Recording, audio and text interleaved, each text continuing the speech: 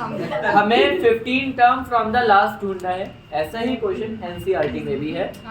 याद रखना, जिस तरीके से मैं करूंगा वो हमेशा हर बार करने में आसान लगेगा। लास्ट जब भी बोले एबीसीडी की जगह उल्टी देखना स्टार्ट करना। जो डी जैसा है, जैसे यहाँ पे डी कितना है, 3 से 8 होने में डी लग रहा है 5 के गैप पे बढ़ रहा है। सबको क्लियर है? हाँ। ये 5 के गैप पे बढ़ रहा है, तो हमें जब उल्टी एपी कर दूंगा मैं इसे, तो वही 5 के गैप से घटेगा। 253 पहले होगी तो 5 घटाऊंगा तो 248, फिर 5 घटाऊंगा तो 243, और ऐसे करते करते आखिरी नंबर बन जाएगा 3। सबको क्लियर है? ए हमें दिख रहा है 253, A plus 14, डी हमें दिख रहा है -5, प्लस के 5 की जगह माइनस का 5, और हमें कितने टर्म चाहिए? 15 टर्म। ए 15 का फॉर्मूला है a plus 14D। चाहो तो ये लगाओ, चाहो तो a plus n minus 1d, और n की जगह नहीं, 50 लगाओ।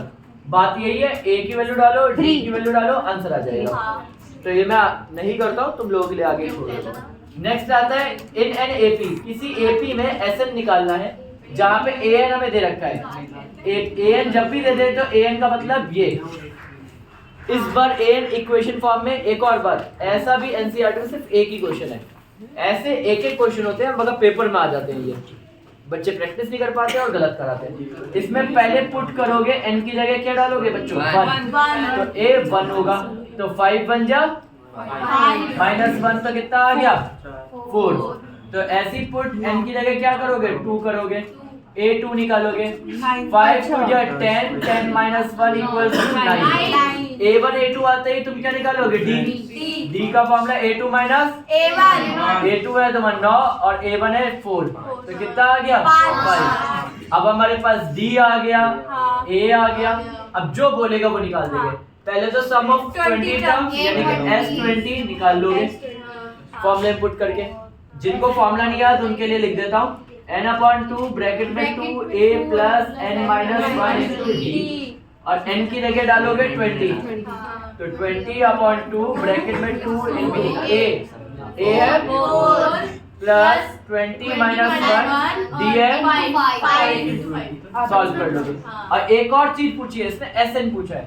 sn निकालने के लिए n की जगह n ही रहेगा, तो n/2 ब्रैकेट में 2a प्लस n - 1 d।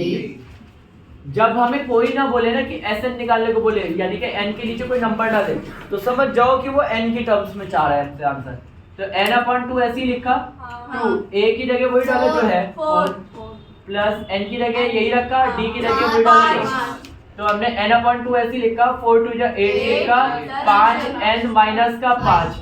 यहाँ पे सॉल्व किया तो 8 हमसे 5 गया तो कितना बचा? 3, तो प्लस का 3 यहाँ बच गया ब्रैकेट के बाहर n/2। ये है हमारा SN।